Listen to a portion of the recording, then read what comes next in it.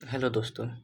चलिए आज हम लोग हिस्ट्री शुरू कर रहे हैं और हिस्ट्री का जो प्राचीन भारत है, तो प्राचीन भारत का इतिहास हम लोग शुरू कर रहे हैं। पहला अध्याय है पाषाण काल। तो चलिए पाषाण काल का जो घटना चक्र है वहाँ से हम लोग शुरू करते हैं। चलिए पहला प्रश्न है कि रॉबर्ट ब्रूस फूट थे एक, तो देखिए ये एक भूगर्भ वैज्ञानिक भी थे और पुरातत्वविद भी थे। उत्तर ए और बी दोनों हो जाएगा।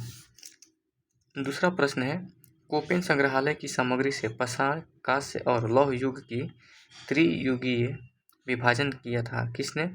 तो ये किए थे थॉमसन साहब ने। तो उत्तर जो है ए ऑप्शन सही हो जाएगा।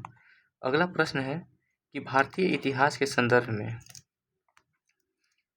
Alexander Rea, A H Longhurst, Robert Sewell, James Burgess और वाल्टर इलियट किस गतिविधि से जुड़े हुए थे?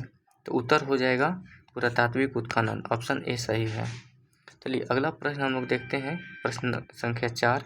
तो उत्खनित प्रमाणों के अनुसार पशुपालन का प्रारंभ हुआ था। उत्तर हो जाएगा मध्य पाषाण काल में।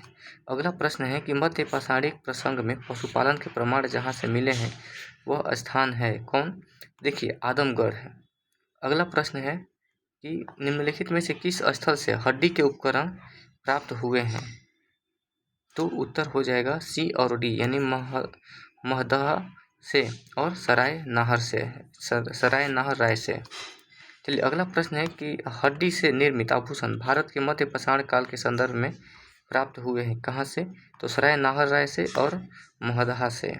चलिए अगला प्रश्न जो है 8वां नंबर देखते हैं कि निम्नलिखित मध्य पाषाणिक स्थलों को भौगोलिक दृष्टि से पश्चिम से पूर्व के क्रम में व्यवस्थित करना है। तो देखिए इसका उत्तर हो जाएगा सबसे पहले महदहा, उसके बाद लेखहिया, पैसरा और वीर भानपुर। ठीक है। अगला प्रश्न है देखते हैं, ये कहीं कब्र से 3 मानव कंकाल कहाँ से मिले हैं? तो दमदमा से।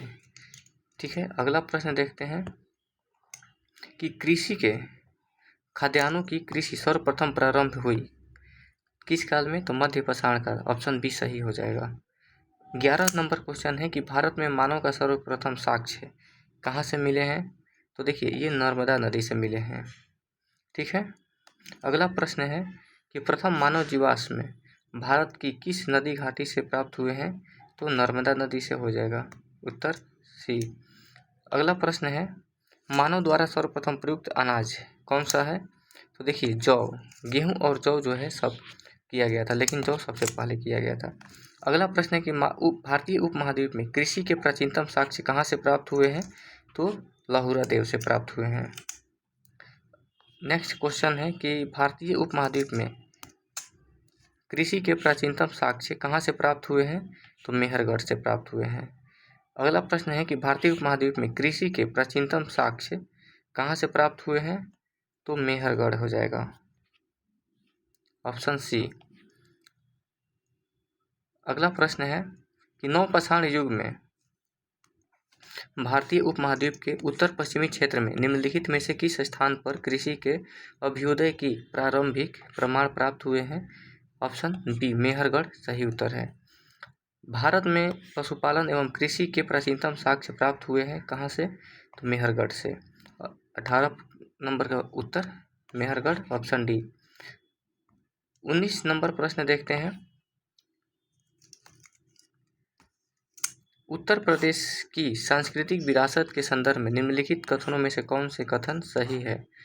तो पहला दिया है कि इस प्रदेश के अनेक उत्खनित पूरा स्थलों से वैश्विक संदर्भ में कृषि के प्राचीनतम प्रमाण प्राप्त हुए हैं।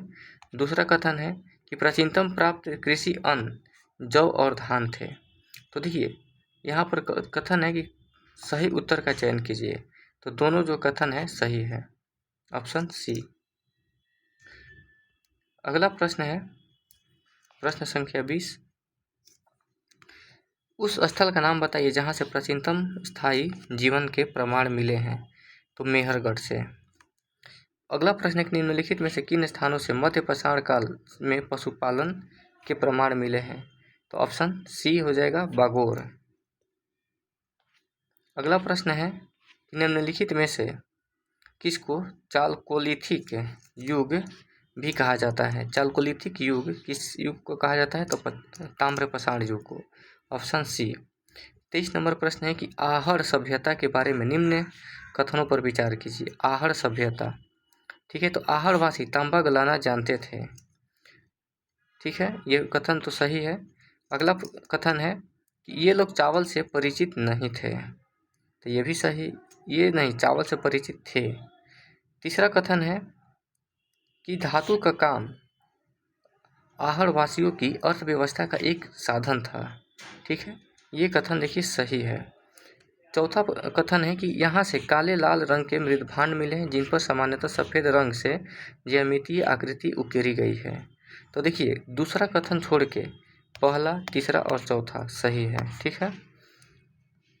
अगला प्रश्न है प्रश्न संख्या 24, देखते हैं कि निम्न में से किस एक पुरा स्थल से पाषाण संस्कृति से लेकर हड़प्पा सभ्यता तक के सांस्कृतिक अवशेष प्राप्त हुए हैं। तो मेहरगढ़ से। Option B. नवदा टोली का उत्खनन किसने किया था। नवदा टोली का उत्खनन किसने किया था। तो HD सांकलिया। विकल्प सी जो है सही उत्तर है। अगला प्रश्न है कि नवदा टोली किस राज्य में स्थित है। तो नवदा टोली जो है ये मध्य प्रदेश में स्थित है। अगला प्रश्न है 27 नंबर के बृहद पाषाण स्मारकों की पहचान की गई है, तो किस रूप में किया गया है। तो देखिए ये ऑप्शन जो है बी उत्तर सही हो जाएगा। मृतक को दफनाने के स्थान के रूप में, मृतक को दफनाने के स्थान के रूप में बृहद पाषाण का। तो प्रश्न है कि निम्नलिखित में से किसको चालकोलिथिक युग भी कहा जाता है। तो इसका उत्तर हो जाएगा ताम्र पाषाण युग को। देखिए 23 नंबर प्रश्न है कि आहड़ सभ्यता के बारे में निम्न कथनों पर विचार कीजिए। तो कथन ये है कि आहड़वासी तांबा गलाना जानते थे, ये कथन सही है। दूसरा कथन है कि ये लोग चावल से परिचित नहीं थे, ये गलत है, चावल से परिचित थे।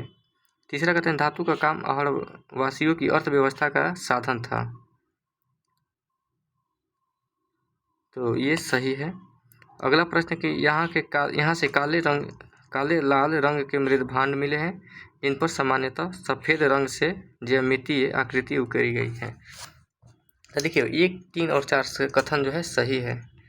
अगला प्रश्न है कि निम्न में से किस एक पुरास्थल से पाषाण युगीन या संस्कृति से लेकर हड़प्पा सभ्यता के सांस्कृतिक अवशेष प्राप्त हुए हैं। तो मेहरगढ़ से।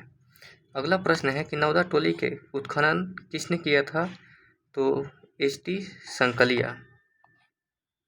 अगला प्रश्न है कि नवदा टोली किस राज्य में स्थित है। तो मध्य प्रदेश। अगला प्रश्न है